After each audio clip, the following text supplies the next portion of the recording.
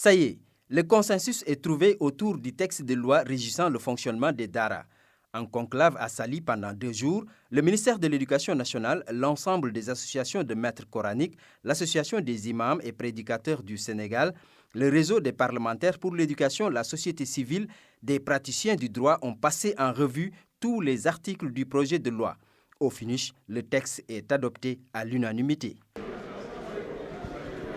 Nous voici à un moment où toutes les associations de maîtres ou d'écoles coraniques, les représentants des familles religieuses, les associations islamiques, les associations d'imams, de prédicateurs et d'oulémas, les représentants des départements ministériels, les organisations de la société civile se sont accordés sur un projet de loi qui a été approuvé ici à l'unanimité des participants.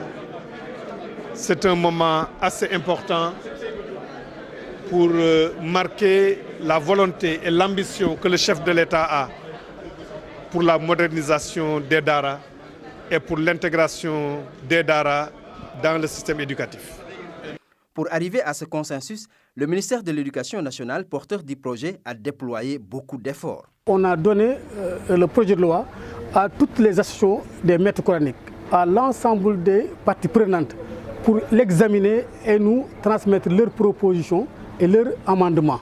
C'est ce qu'on a fait aujourd'hui. Vraiment, on a intégré l'ensemble des amendements pertinents et l'ensemble des propositions d'amélioration pour qu'on ait un texte consensuel. Pour les acteurs du sous-secteur, ce texte de loi, une fois voté à l'Assemblée nationale, sera d'un grand apport pour le système éducatif sénégalais. Nous sommes tous tombés d'accord sur la proposition de cette loi parce qu'on a vu que d'après avoir éliminé tous les points que nous avons des craintes pour ça, nous sommes trouvés que ce qui se trouve dans ce projet de loi-là ne fait que, en tout cas, avancer l'intérêt des Serigne Daara et les apprenants, les talibés. Mais il n'y a aucun point qui peut, en tout cas, pénaliser le processus de Daara donc nous sommes entièrement d'accord sur cette proposition là.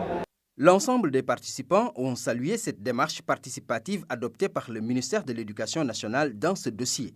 Ils ont aussi souhaité suivre le même procédé pour les décrets d'application de cette loi. La cérémonie s'est terminée par la lecture d'une motion de soutien au gouvernement du Sénégal sur la crise diplomatique avec l'État israélien.